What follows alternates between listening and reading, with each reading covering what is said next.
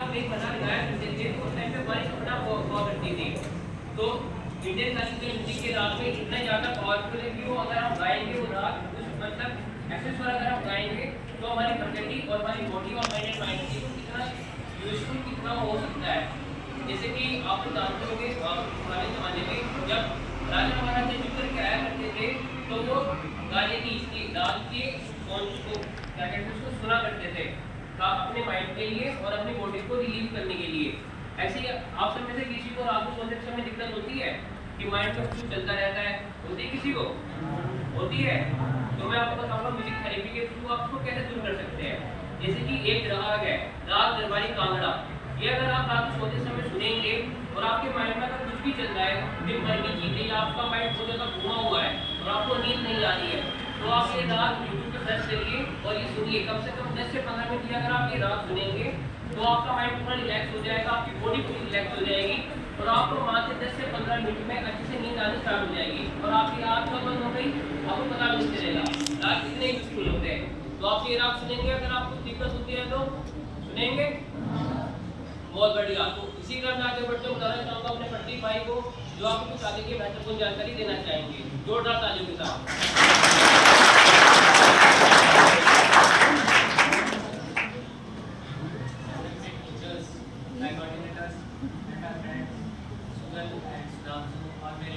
सभी छोटे प्यारे भाई हमें आपको आज कुछ जीवन मूल्यों आधारित विषय पे चर्चा करने आया, बताने आया आपको जो आपकी लाइफ में आपके गोल में अचीव करने में आपको मदद कर सकते हैं, आगे सहायता कर सकते हैं। अपना लाइफ स्टाइल कैसे बेहतर हो सकता है, आप अपने डेली रूटीन को कैसे अच्छे से फॉलो कर सकते हैं और जो आपकी पढ़ाई है, एजुकेशन है, उसमें आप आगे कैसे बढ़ सकते हैं।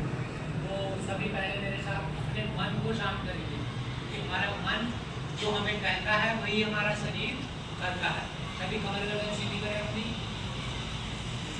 हाथों को इस प्रकार से जोड़ लें ज्ञान मुद्रा में और अपने घुटने पर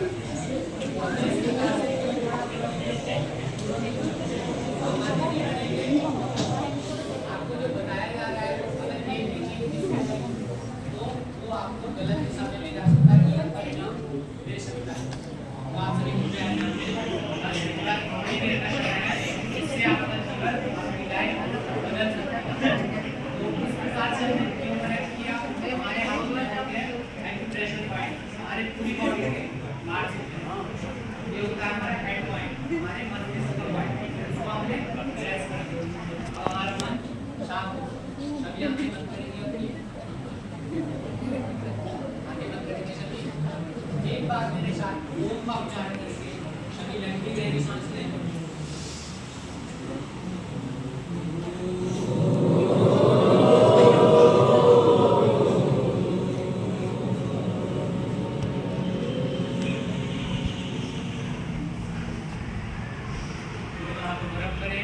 धीरे से अपनी आंखें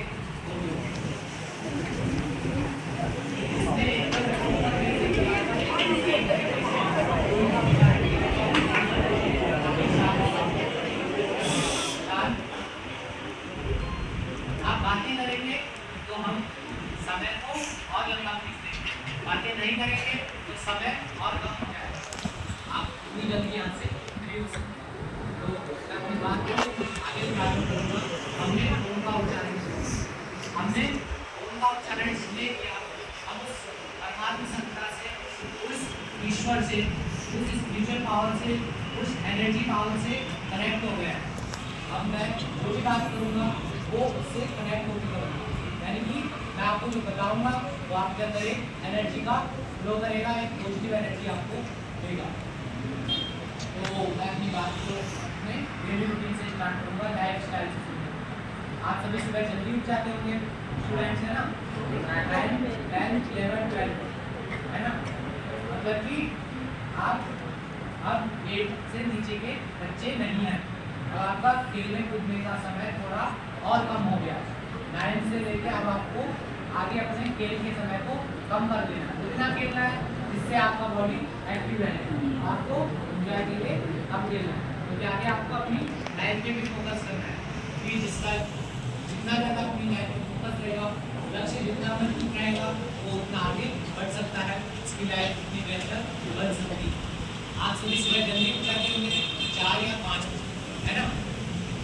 टाइम पे है तो कोशिश करना 4 से 6 बजे के बीच उठ जाना, क्योंकि 6 बजे के बाद जो उठता है वो आलस्य के घेरे में आ जाता है, लेजीनेस, यानी कि सुस्त, मंदबुद्धि, और क्या बोल सकते हैं उसको हम, जो बैक पेपर्स लेता है, फेल हो जाता है, वो उस एरिया के अंदर आ जाता है, तो 6 बजे के बाद होता है, आलस्य के घेरे में होता है। तो हम सभी स्टूडेंट्स हैं, सीनियर लेवल के स्टूडेंट है ना, 9 से ऊपर की, हमें 6 बजे से पहले उठ जाना है, क्योंकि जो 6 बजे से पहले का समय होता है एकदम चारों ओर शांत माहौल रहता है, उगता हुआ सूर्य रहता है, जिससे हमें एनर्जी मिलती है।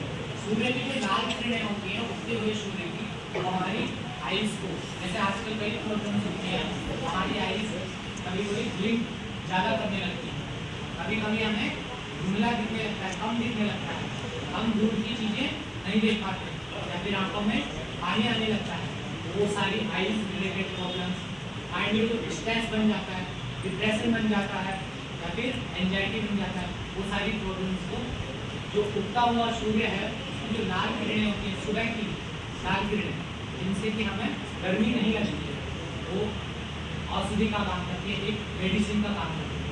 तो सुबह के समय आप उगते हुए सूर्य को जो लाल होगा उस समय देखिए, जब वो थोड़ा थोड़ा येलो होने लगता है और सफेद होने लगता है, इसके बाद उसको नहीं देखना, तो इसके बाद वो हमारी आंखों को खराब कर देती है, ठीक है? सुबह उठने का देखते हैं हमारा देखते हैं हमारी बॉडी में क्या फायदा होता है।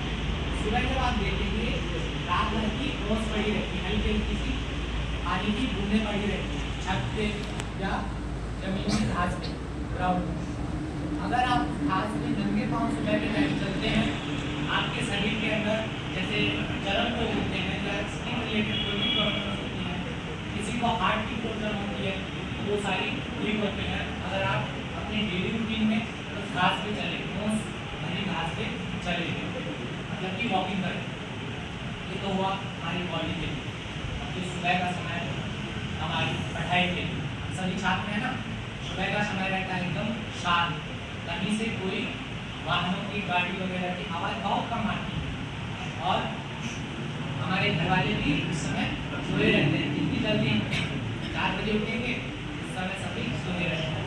हम सब अपने नियमित कार्य किया, पढ़ने बैठे, हमारा मन फ्रेश रहता है, रात भर सोए हैं, माइंड एकदम फ्रेश रहता है, खाली रहता है, किसी प्रकार का कोई टेंशन नहीं, डिप्रेशन नहीं, हम अच्छे से पढ़ाई कर सकते हैं। जो भी पढ़ेंगे वो डबल रिजल्ट देगा, हमें 2 घंटे नहीं बैठना पड़ेगा, 1 घंटे में जितना पढ़ेंगे वो अच्छे से समझ आएगा। ये तो ये हमारी सुबह उठने की आदत अच्छी होनी चाहिए, और सुबह तभी जल्दी उठ पाएंगे जब हम रात को सही समय से सोएं। सुबह मैंने बोला 4 से 6 बजे उठना, रात को आप 9:30 से मैक्सिमम 11 बजे तक सो जाए। उसके बाद का जो समय होता है वो हमारे बॉडी को, आपने देखा होगा अगर आप रात में पढ़ रहे हैं, फोन नहीं, फोन से क्या होता है हमारे माइंड जो सिग्नल देना चाहता है हमें सोने का, वो नहीं दे पाता है, लेकिन अगर हम पढ़ने बैठे हैं तो हमें नींद आने लगती है, झपकी आने लगती है ना, हमारा माइंड हमको सिग्नल देता है कि सो जाओ, सोने का समय हो गया, लेकिन हम क्या करते हैं, फोन में रील्स स्क्रॉल करते हैं, इससे हमारा माइंड कंफ्यूज हो जाता है, बंद हो जाता है, वो हमें सिग्नल नहीं दे पाता, और फिर हमारी बॉडी को डिफरेंट टाइप से नुकसान पहुंचाता है, हमारी आइज को, हमारे ब्रेन को, और हमारे अगर आइज और ब्रेन ही खराब है तो फिर हमारा सारा डाइजेस्टिव सिस्टम हो गया, पूरा बॉडी का सिस्टम खराब हो जाता है, गड़बड़ा जाता है। तो ये तो हुआ उठने का समय, सोने का समय। आगे बात करेंगे जब आप सुबह जल्दी उठ गए, आपने नियमित कार्य कर लिए, पढ़ाई करना है पढ़ाई कर लिया, और अब बात आ रही है हम अपने डेली रूटीन में योगा को ऐड करें। योगा में क्या आता है, 3 चीज़ें आती हैं, हमारा फिजिकल डेवलपमेंट, हमारा मेंटल डेवलपमेंट, और हमारा सोशल डेवलपमेंट, ठीक है? फिजिकल डेवलपमेंट के लिए हम क्या करते हैं योगा में, आसन डिफरेंट टाइप्स के पोस्चर्स बनाते हैं। योगा भी सभी करते होंगे, कभी तो करते होंगे ना, तो देखा होगा उसमें हम पोस्चर्स बनाते हैं डिफरेंट टाइप्स, विभिन्न प्रकार से आसन बनाते हैं, ताड़ासन, वृक्षासन, वज्रासन। आप सभी अभी कौन से आसन में बैठे हैं, सुखासन में, पालती मार के दोनों हाथ, ठीक है? हाथ घुटनों में क्यों बोला मैंने? हाथ हमारे एकदम वर्किंग होते हैं। हाथ इस गलत दिशा में चले गए तो फिर गलत कार्य करना शुरू कर देंगे। किसी के पैसे उठा लिए, सबसे पहले दोष किसका हुआ? हाथों का। हाथों ने उठाया ना, भले इसने माइंड को सिग्नल दिया, उठाएगा हाथों ने, दोष तो हाथों का हुआ ना। आपने पुरानी कहानियां सुनी होंगी, कोई चोरी करता था तो उसके हाथ काट दिए जाते, इसीलिए क्योंकि हाथों का उसके लिए दोष है। हमारे हाथ जान जाएंगे वहाँ हमारा मस्तिष्क काम करेगा। हम थे आसनास पोस्चर्स में, आज सभी सुखासन में बैठे हैं। अभी इसी प्रकार से अगर आप अपने घर में सुबह के समय बैठते हैं तो आपका मन शांत होता है।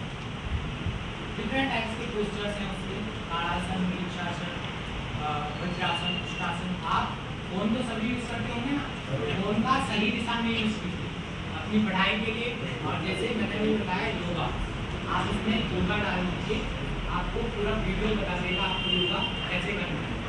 योगा भी अगर गलत तरीके से किया जाए तो वो हमारी बॉडी को तोड़ मरोड़ सकता है, कहीं से हार्म कर सकता है।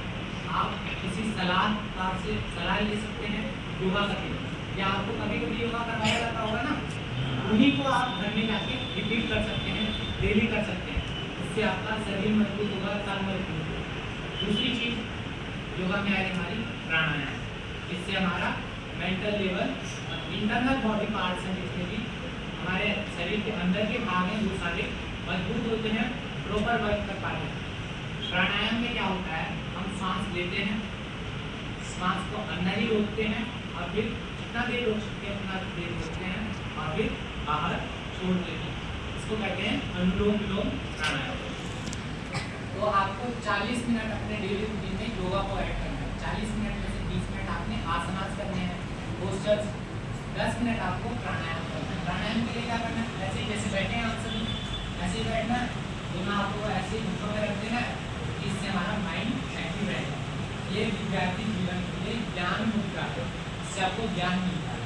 तो एक घुटनों को ऐसे रखिए, दोनों आंखें बंद करी और फिर सांस, पहली सांस ली अंदर, इसको रोका। अगर रुक नहीं रही है सांस, तो अपने आप सांस नाक से बाहर आ जाती है। सांस लेनी है, इसको हाथ से रोक देना है, ठीक है, हाथ से रोक सकते हैं ना। अपने हाथ से रखेंगे तो जितनी देर आप रोक सकते हैं उसके बाद अपने आप छोड़ सकते हैं, है ना। तो रोक के फिर छोड़ देते। आप देखेंगे अगर आप 5 दिन तक कंटिन्यू प्राणायाम करते हैं उसके बाद आप देखेंगे आपकी टाइम ही बढ़ने लगेगी, आप देर तक सांस रोक पाए। जो जितनी देर तक सांस रोक पाएगा उसकी फेफड़ों की कैपेसिटी, लंग कैपेसिटी उतनी ज़्यादा होगी, स्टेमिना उतना ज़्यादा होगा, किसी भी काम को वो देर तक कर सकता है। जैसे हमने बच्चे देखे होंगे वो क्या करते हैं, खेलने आ जाते हैं, थोड़ी देर खेलते हैं और फिर थक के बैठ जाते हैं, बोलते हैं अब देर से आगे नहीं खेला जा रहा है, सांस फूलने लगती है।